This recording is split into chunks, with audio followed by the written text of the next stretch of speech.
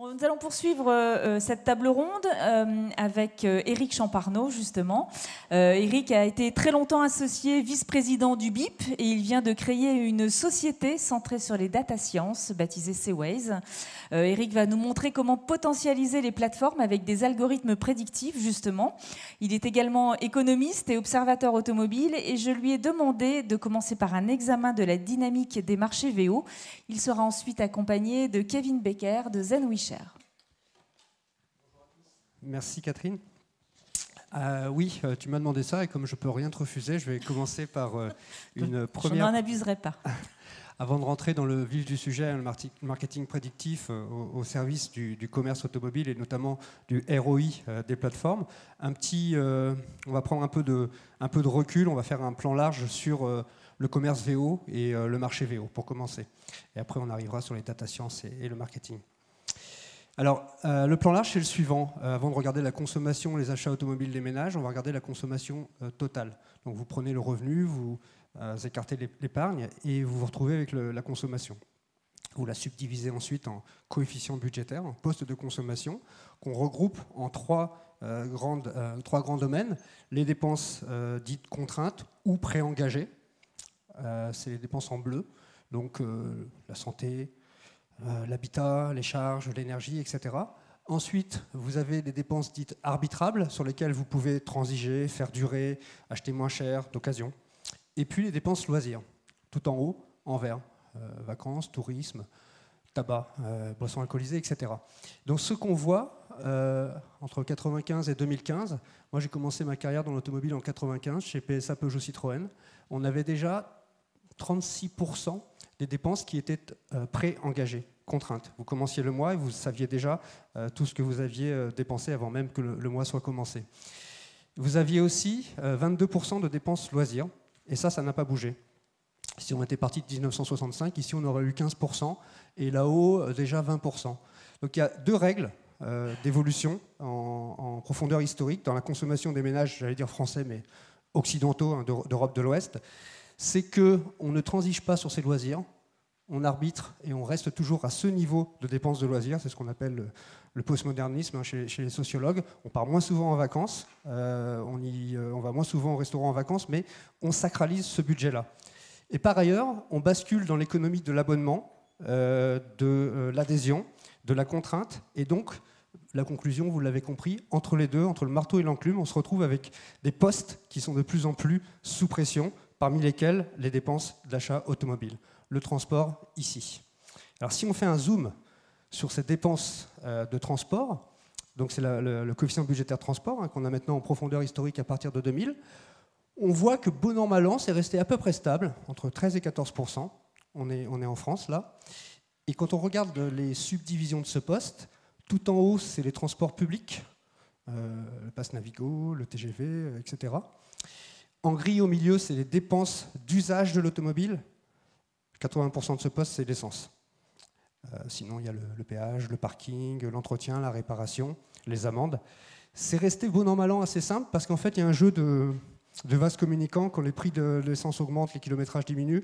Quand les prix de l'essence diminuent, les kilométrages augmentent. Donc ça reste à peu près stable. Mais pour se maintenir à isobudget, alors que les transports publics en dépenses augmentent, eh bien, depuis le début du millénaire, les ménages, parce que ça c'est les ménages, il n'y a pas les sociétés dedans, arbitrent sur l'achat automobile. On a la durée de détention qui augmente, on a eu l'élévation la naissance et l'essor du marché low cost, et puis le marché de l'occasion. Toutes les stratégies pour limiter les coûts d'achat automobile sont bonnes à prendre. Plus récemment, la bascule dans l'économie de l'abonnement avec la location, avec option d'achat que vous connaissez évidemment très bien. Alors vous voyez, tout ça, ça montre bien qu'on est sur un marché qui est plutôt porteur. Si on prend un peu de recul, encore un peu plus de recul sur les sources, les origines et la dynamique du marché VO, on peut voir que tout concourt à son développement, à son maintien à haut niveau.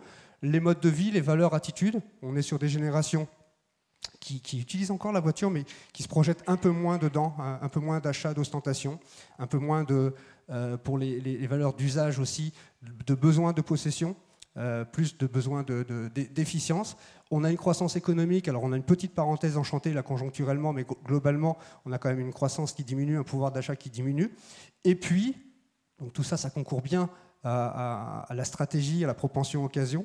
Et puis on a un marché entreprise dont la rotation sur les parcs est beaucoup plus rapide, qui maintenant fait 53% si je prends toutes les entreprises, mais qui pèse plus que les ménages et qui vient en fait alimenter la pompe à VO et assurer un marché de VO qui se tiendra bien. Voilà, je pense que de toute façon, si vous êtes dans ce club et dans cette enceinte, c'est que vous êtes persuadé qu'il y a un intérêt à travailler sur le VO. Mais si vous aviez un doute, voilà l'historique des ventes de neuf aux ménages en gris et en rouge les ventes d'occasion.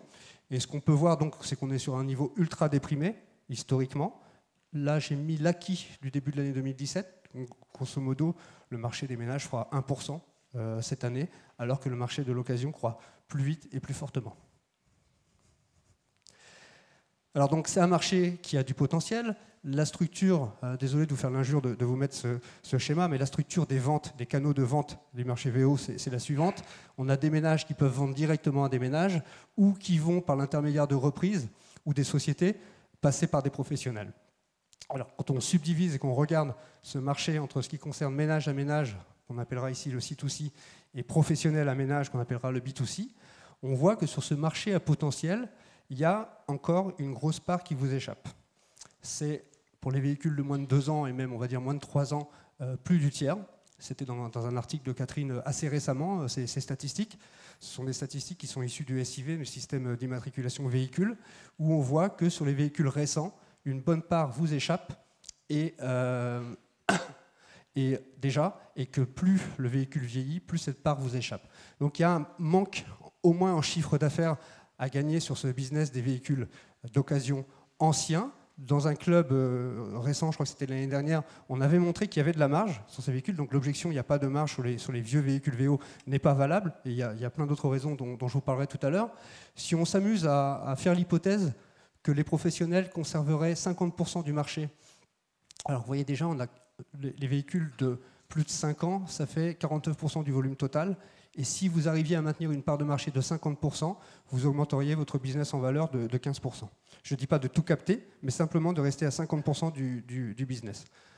Donc il y a un potentiel qui est assez évident. Il est assez inéquitablement réparti sur le territoire. Là, c'est la répartition donc, du marché B2C, des professionnels, sur le marché de l'occasion.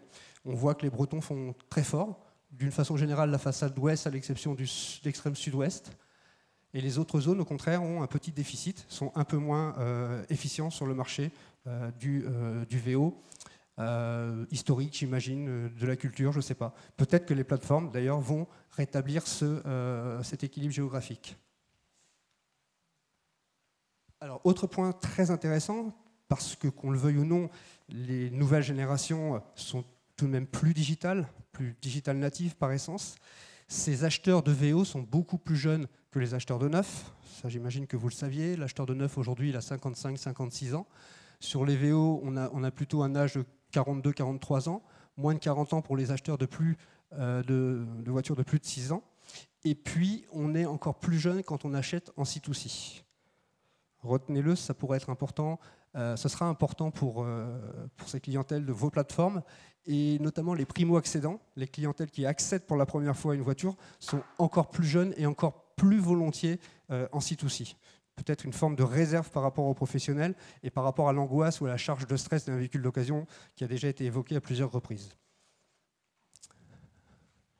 Alors en résumé, donc Catherine, pour cette première partie, on a un marché VO qui a du potentiel, c'est évident pour tout le monde, surtout en C2C, il y a des parts de marché à aller chercher, sur des clientèles qui vont, sur des véhicules qui seront certes plus anciens, il va falloir les mériter, ces clients, parce qu'elles sont un peu plus jeunes, moins averties, plus digitales donc, plus négociatrices, plus appeuses en termes de marques et de distributeurs. Il faut aller les conquérir pour ne pas laisser la place aux grands infomédiaires. Éric Saint-Frison le disait, on est vraiment à l'aube de la nouvelle ère des géants. Il y a encore le temps, j'étais chez Le Bon Coin la semaine dernière, je dis ça pour vous rassurer, je ne les ai pas trouvés si... Ils sont très forts, très puissants, mais sur ce dont on va parler dans un instant, je me suis dit, il y a encore de la place.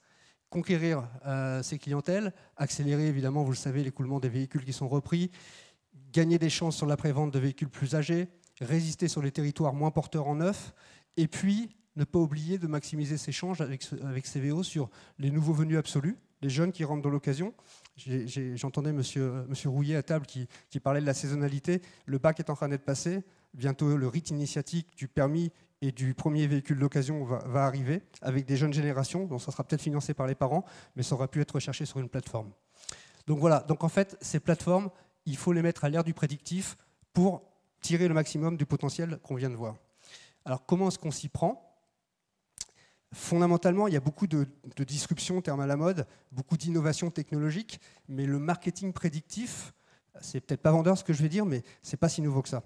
La statistique, la mathématique, elle l'a inventé il y a un bon moment. Le digital vient juste le rendre possible, le potentialiser. Alors chez Seaways, C c'est pour Customer, Ways, les voies du consommateur, on travaille ces data science, ces modèles mathématiques, et on s'appuie sur toutes les sources disponibles. Ce que j'ai constaté à multiples reprises, c'est qu'il y a des systèmes très compliqués, des systèmes digitaux, des DMS, des DMT, etc. Mais très peu s'appuient sur l'information qui existe et qui permet d'arriver avec une quasi-certitude parfois à une anticipation des comportements, une anticipation qui va permettre d'orienter, de montrer le chemin, comme le disait Eric, de montrer le chemin plutôt que de dire ce qu'il fallait faire. Si vous nous donnez des éléments de sociodémographie d'un client, son âge, son revenu, la structure de son ménage, est-ce que je vis seul, en couple, combien d'actifs à la maison, combien d'enfants, et sa géolocalisation, la densité urbaine, vous en conviendrez, ce n'est pas des données trop compliquées à aller chercher. Il y a un petit peu de déclaratif sur le revenu qui peut être biaisé. Mais bon, si vous donnez par ailleurs le véhicule possédé, normalement, une personne qui recherche une cote ou qui va demander une reprise va devoir dire que le véhicule qu'il possède. Si vous donnez sa marque, son âge, vous déterminerez le prix. Dans ces cas-là, à 95%, on va dire ce qu'il va acheter en termes de marque, de modèle, de segment de gamme, univers VOVN et de prix. Dans les 6 mois. Dans les 6 mois, on peut dire à 95% quelles sont les grandes chances d'achat du véhicule. Alors, on peut passer sur des exemples. Ici, vous avez l'exemple d'une Yaris qui a été achetée neuve en 2016 ou qui va être renouvelée en 2016. On s'appuie donc sur ce dont je parlais tout à l'heure, le SIV. Le SIV, c'est le système d'immatriculation des véhicules, ce qu'on appelait encore récemment le fichier central des cartes grises. Vous avez des couches de flux d'immatriculation, de parcs structurés par âge. Et comme un glaciologue va regarder un petit peu l'histoire du climat, nous, on va aller regarder les chroniques et les parcours automobiles d'un client à travers le temps, jusqu'à arriver au moment T. Et avec les lois, les algorithmes d'historique de renouvellement, on sait donc anticiper ces choix futurs. Ces outils, on les a, outre Toyota, on les a utilisés pour pas mal de marques au niveau central, dans le monde du véhicule particulier, dans le monde du deux roues, dans le monde du véhicule de loisirs. Pour un des partenaires de Catherine et également, on l'a utilisé. On est en train de faire un test grandeur nature dans un groupement de concessionnaires. À l'heure actuelle, c'est du physique. Et aujourd'hui, mon propos, c'est le suivant, c'est de plugger ce système, cet algorithme sur les plateformes pour, en exploitant toutes les données existantes, en partant du big data, toutes les sources à disposition, les sources d'informations que vous avez dans vos fichiers clients, les sources qui sont en open data, les sources du SIV, rentrer les capacités du modèle dans la plateforme, passer du big data au smart data et arriver jusqu'au deal en ayant accompagné le choix, l'arbitrage. Là, c'est la valuable data. Voilà, ça c'est tout notre projet.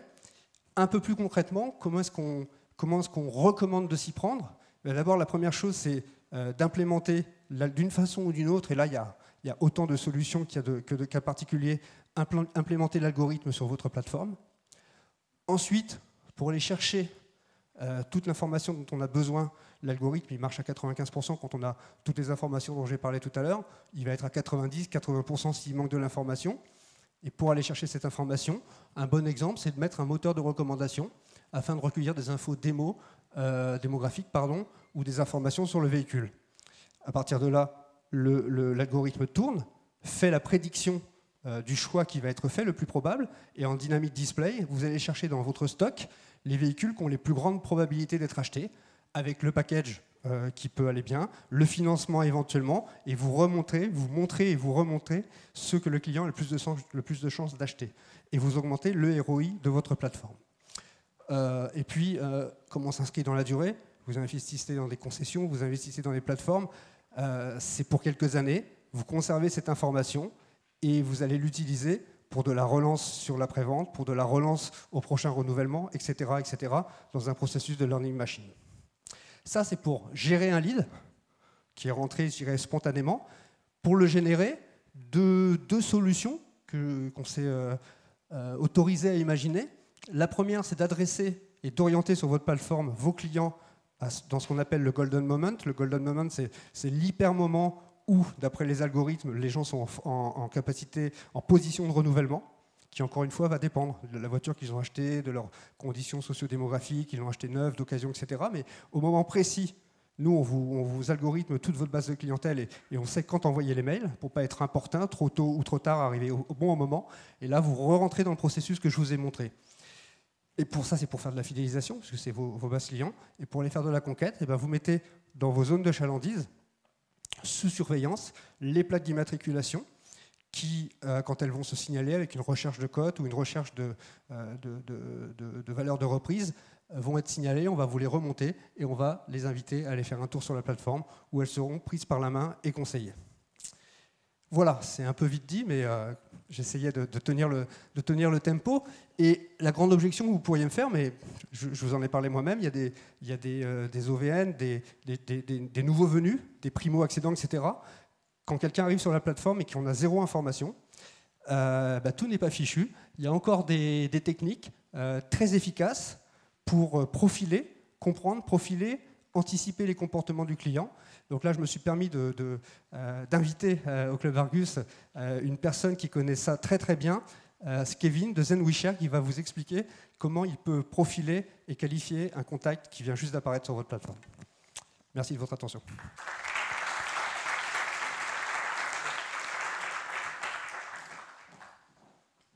Bonjour à tous, merci Eric. Alors, juste pour une petite intro, nous sommes une start-up qui a été fondée en 2013. Je l'ai fondée avec un associé, Benoît. Nous sommes un pur produit de l'écosystème tech français. Nous travaillons principalement avec des sites, des plateformes de e-commerce, avec des compagnies d'assurance et aussi des acteurs du marketing de fidélisation. Alors, j'ai appelé cette présentation Deep Customer Knowledge. Pourquoi? Parce que nous donnons accès à une connaissance client inédite.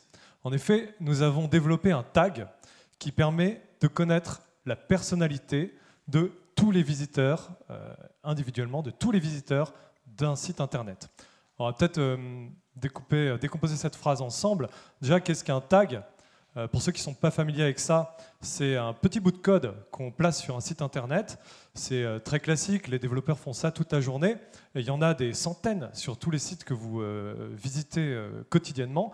Vous ne les voyez pas, c'est incolore, inodore, invisible pour l'utilisateur. Alors ce tag, qu'est-ce qu'il fait?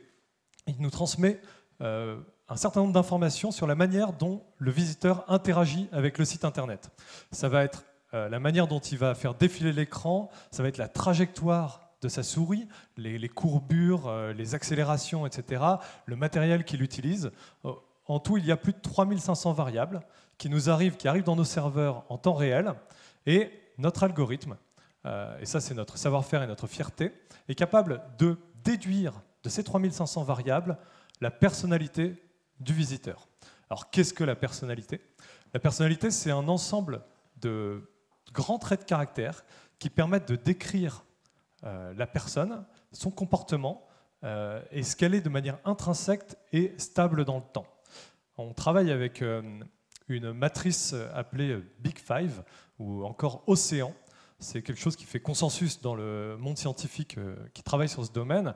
Océan, il y a 5 dimensions, donc ouverture d'esprit, conscienciosité, c'est la tendance à être sérieux ou pas, l'extraversion, donc est-ce que cette personne va aller vers les autres, l'agréabilité ou altruisme, est-ce que c'est une personne qui est généreuse, qui va valoriser le fait d'appartenir à une communauté ou pas, et aussi le dernier, la nervosité, c'est quelque part l'instabilité émotionnelle, la tendance à changer rapidement d'humeur ou à être anxieux. Donc on est capable de le faire avec la précision qu'aurait un collègue de bureau. Donc ça marche quand même pas mal, et on parle en millisecondes, donc c'est extrêmement rapide. Et finalement, c'est ce que font tous les jours les vendeurs dans les concessions. Ils voient un client arriver, ils essaient de comprendre qui il est. Est-ce que c'est plutôt un flambeur ou plutôt un bon père de famille? Et ils adaptent leur proposition et leur argumentaire à cette information. Maintenant, quand le prospect arrive dans la concession virtuelle, sur la plateforme, vous êtes aveugle, vous ne savez pas qui il est. Mais ça, c'était avant. Maintenant, il y a ZenWishare. Alors pourquoi on a développé ça? Parce qu'on a vu qu'il y avait beaucoup d'acteurs, et pas seulement dans l'automobile, beaucoup de vendeurs en ligne qui dépensent des budgets extrêmement importants pour acquérir ces clients, pour générer du trafic sur leur plateforme. Et il est évidemment vital d'optimiser ces budgets, puisque c'est là que l'argent est. Et une fois qu'on a exploité la segmentation classique, lorsqu'on en a des bribes, comme ce que fait très bien Seaways, ou alors qu'elle n'est pas connue, eh bien, on peut se tourner vers une solution comme ZenWishare, puisque cette personnalité permet de dire beaucoup de choses sur le prospect. Là, j'ai mis un exemple. Par exemple, quelqu'un que l'algorithme va taguer comme étant ouvert intellectuellement, on peut raconter une petite histoire. On peut dire que c'est quelqu'un qui est curieux, qui est en recherche de nouvelles expériences, qui va être ouvert au changement, qui va apprécier la complexité, qui va aimer avoir le choix. On peut dire d'autres choses très intéressantes commercialement, comme le type de publicité qu'il va apprécier. Ça va être plutôt inspirante qu'informative, donc on laisse tomber les caractéristiques techniques de la voiture, mais on montre plutôt les territoires vierges qu'elle va lui permettre d'explorer. Alors, justement, faisant un zoom sur l'utilité de cette matrice de personnalité dans le domaine de l'automobile, on a là un tableau avec les différentes formes de carrosserie. Vous avez monospace, berline, sportive, etc., break. Eh bien, on sait faire prédire, en fonction de la personnalité, quelle va être la préférence de forme de carrosserie. On sait par exemple que les personnes agréables ici vont se tourner statistiquement vers des monospaces. Alors je fais une petite parenthèse. Tout le monde rigole, mais on a une politique de no bullshit dans la boîte. Donc ça, c'est pas un truc qu'on a inventé.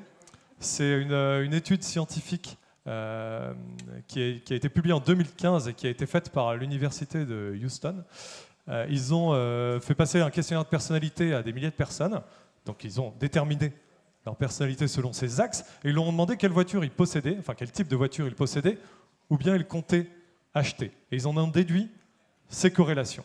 Voilà. Donc ça marche et c'est sérieux. C'est des statistiques. Alors j'ai mis des choses en petits caractères ici qu'on trouve aussi dans cette étude qui sont assez intéressantes.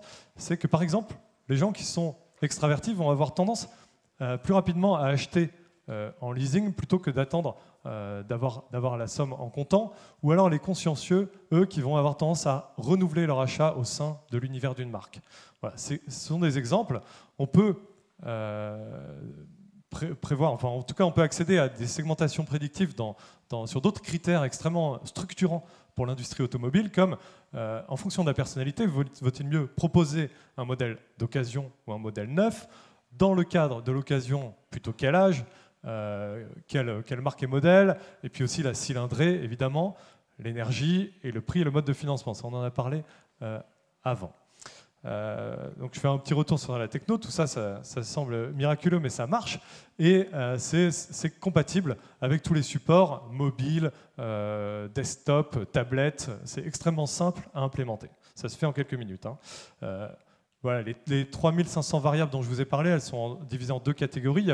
Il y en a tout un corpus, je crois, 1500, qui sont attachés au type de device que la personne utilise, à la configuration de son navigateur, à des extensions qui sont installées, aux versions de programmes, bref. Et tout le reste, ce sont les interactions proprement dites, physiques, c'est-à-dire les mouvements de souris, la manière dont il va utiliser la surface tactile. D'accord ? Alors, juste j'ai deux exemples. Le premier, c'est...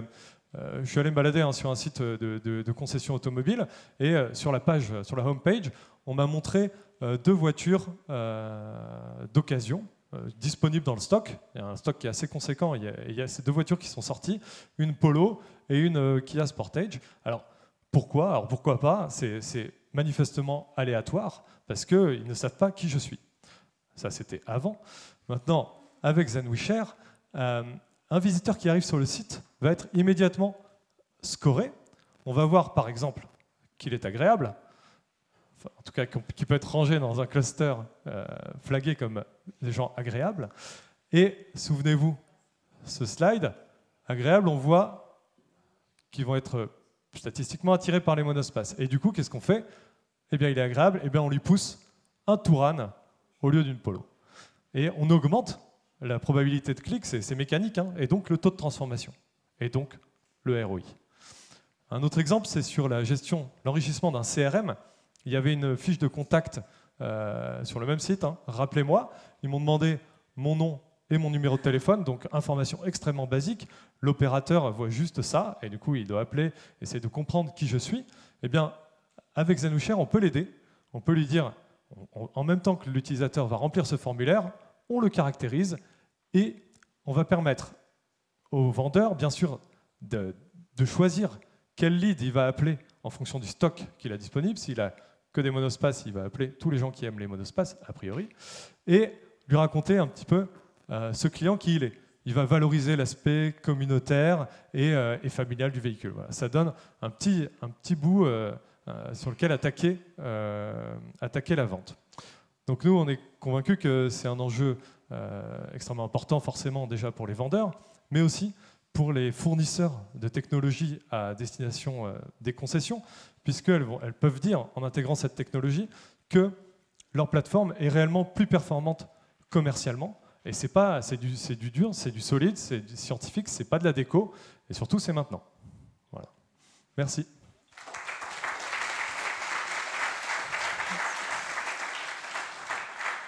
C'est l'heure des questions et des remarques en fait. Ah, Jean-Pierre, je vous en prie. Oui, merci. Moi, j'aimerais rajouter quelque chose après ces deux interventions. Bon, nous, à l'Argus, on est très intéressés par ces choses-là. On a un site internet, largus.fr, qui attire 7 millions de véhicules par mois. Et ces internautes, on n'en fait pas grand-chose, nous, quand même, finalement. Enfin, on leur montre des petites annonces, ou on leur vend un peu de code Argus, ou on leur fait lire des articles. Mais vous savez que la presse, c'est gratuit, que l'annonce, ça l'est aussi. Et que la cote, vous trouvez que tout le monde trouve que c'est cher. Donc, moi j'ai envie, voilà, je veux faire des choses là-dessus et je pense que la notion de golden moment, de marketing prédictif, c'est quelque chose de très important. Et d'ailleurs, je crois que je peux le dire, là, Eric ici, on discute d'un projet d'association avec Seaway. D'ailleurs, vous avez vu que nos logos sont pratiquement identiques, avec les mêmes couleurs, les rouges et le gris. Donc c'est vrai que nous avons beaucoup de données automobiles et ça voudrait me permettre de préciser une chose, c'est qu'on va distinguer deux golden moments. Le golden moment dont nous parle Eric Champarneau, qui est celui des personnes, c'est-à-dire vous, monsieur Dupont, voilà ce que vous devriez faire actuellement. Et nous, à l'Argus, on est les champions du monde du golden moment de la voiture, c'est-à-dire cette voiture-là, ça serait bien si elle était vendue ou si elle était achetée à ce moment-là. Et donc on pense que la mise en commun de ces deux notions, ça peut apporter des choses très, très importantes. Concernant le marketing prédictif, l'étape d'après, bon, vous en avez parlé sans citer le nom, mais l'étape d'après, c'est le marketing prescriptif. C'est-à-dire celui où finalement, comme on a compris la probabilité que les choses se passent ainsi, on est en mesure de pousser ou de recommander des choses. Donc évidemment, montrer le Touran au lieu de la Polo, c'est une forme de marketing donc prescriptif. Et je pense que là aussi, on a beaucoup de choses à faire pour augmenter les taux de clics qu'on cherche tous à faire. Quand même, l'objectif, c'est qu'on dépense beaucoup d'argent, vous et nous, pour attirer les clients. Et donc ce qu'on souhaite, c'est qu'une fois qu'ils soient chez nous, ça se transforme le mieux possible. Le retargeting dont je parlais en introduction, tout ça, ce sont des choses qui sont importantes. Et moi, voilà, enfin, à l'Argus, on va y aller. On est en mesure aussi de vous accompagner là-dessus. Et je finirai par une petite boutade, peut-être, mais je crois que chez ZenouShare, ils vont ouvrir un site qui permettra à ceux qui ont rencontré quelqu'un d'agréable et qui ne veut pas tout run, un site qui pourrait s'appeler HoustonWeHaveAproblem.com, un truc comme ça. Merci.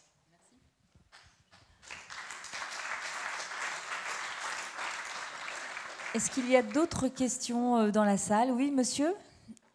Juste devant, s'il vous plaît. Et Kevin, vous pouvez rester et répondre justement. Merci. Félicitations, excellente conférence. Merci, je ne l'ai pas payé, je vous promets. Tout à fait. Peut-être nous donner un exemple de ROI sur... en citant peut-être un site sur lequel vous êtes intervenu, parce que là, effectivement, vous dites qu'il n'y a pas de bullshit, mais ça rapporte combien? On augmente le chiffre d'affaires de combien grâce à votre techno? Alors, on ne l'a jamais fait dans l'automobile. Quand je vous parlais de scoring de leads, c'est-à-dire sélectionner les prospects qu'on va appeler, qu'on va contacter, on l'a fait avec un client qui a fait une campagne de pub télé pour amener les gens sur une plateforme internet sur laquelle ils s'inscrivaient pour participer à un jeu concours. Nous, on avait tagué cette plateforme, donc on a pu, pendant que les gens remplissaient le formulaire, les caractériser. Et ensuite, ce qui se passait, il y avait 60 000 leads à peu près, c'est qu'ils demandaient à un call center de rappeler les gens et de leur vendre de l'assurance. Et nous, on a mis en place une petite boucle de feedback avec le call center. C'est-à-dire que le call center nous disait, ils ont commencé à appeler la liste et ils ont dit, voilà, cette personne a acheté, cette personne n'a pas acheté, cette personne a acheté, pas acheté. Et on a fait apprendre notre modèle là-dessus. C'est assez rapide. Hein. Et il a créé des clusters de personnalités qui fonctionnaient bien. Voilà, les gens assez anxieux, etc., vont avoir tendance à acheter de l'assurance. C'est pas si simple, mais en gros, c'est ça. Et on est arrivé avec une courbe de gain qui permet, par rapport au hasard, de générer 95% du business en passant seulement 60% des appels. Quand vous savez que les appels sortants coûtent à peu près 5 € pièce, voilà, il y a quand même une augmentation du rendement qui est de l'ordre de 60%, je pense. Ouais, c'est ça. Voilà. Sur une expérience, un constructeur nous a demandé de l'accompagner sur un mailing papier. Ça revient un petit peu à la mode aussi. Hein. Et donc, il nous a défini un univers de concurrence, de segmentation, et on l'a laissé choisir des prospects dans le SIV, de façon comme il a bien voulu, on va dire aléatoire. Et nous, on a ciblé par ailleurs. Il y en avait 3000 de chaque côté. Il y a eu 2 fois plus de commandes dans le mailing ciblé. D'accord. Voilà. Okay, ça marche. ISO budget, donc on double le retour sur investissement. Ça marche vraiment. Hein. Une autre question, madame au fond de la salle.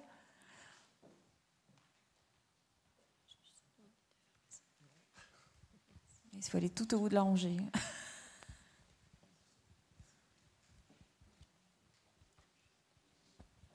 Oui, bonjour, Société Europcar. En fait, on a une plateforme web, Second Move, mais on est à 95% sur le B2B. Et je voudrais savoir si ce modèle prédictif est uniquement pour le B2C ou s'applique également au B2B.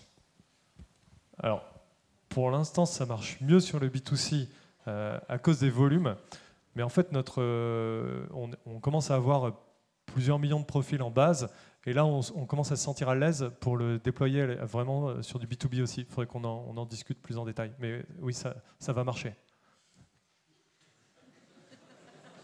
Tout marchera. Oui, Samy, je vous en prie, une question? Là, juste devant. Merci. Ça prend combien de temps pour détecter un comportement? Parce que dans quelle mesure ça peut nous permettre demain de personnaliser en live nos sites internet?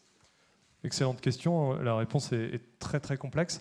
Pour la faire simple, je ne sais pas si vous vous souvenez, il y a un slide où je montrais, je sais pas, on peut revenir ou pas peut-être. Voilà. Il y a 2 types d'informations qui sont utilisées. Parce que les caractéristiques du navigateur, je vous avais dit qu'il y a à peu près 1500 variables qui sont déduites de ça, et les mouvements de la souris. Les caractéristiques du navigateur, c'est 200 ou 300 millisecondes, donc c'est extrêmement rapide.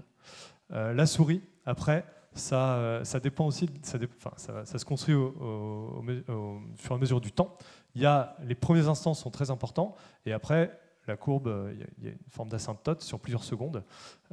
Et ça dépend aussi du contenu du site. Est-ce qu'il y a beaucoup d'interactions? Est-ce que vous avez des formulaires à remplir, des choses comme ça? Mais là, ce que vous dites, c'est juste l'enjeu pour la personne qui arrive sur la home page. Donc effectivement, il faut être extrêmement réactif. Après, si on parle de navigation un peu plus profonde, c'est-à-dire une fois qu'il accède à une page secondaire, là, on a eu amplement le temps de le caractériser. Mais ça marche déjà. Avant même que le contenu soit affiché, on est capable de traiter cette donnée-là. Et c'est à peu près 50% de l'explicativité. Très bien. Je vous rappelle bien sûr que Kevin reste avec nous après, donc si vous voulez lui parler, lui poser toutes les questions qui vous semblent importantes, surtout, n'hésitez pas. Merci beaucoup en tout cas, Kevin.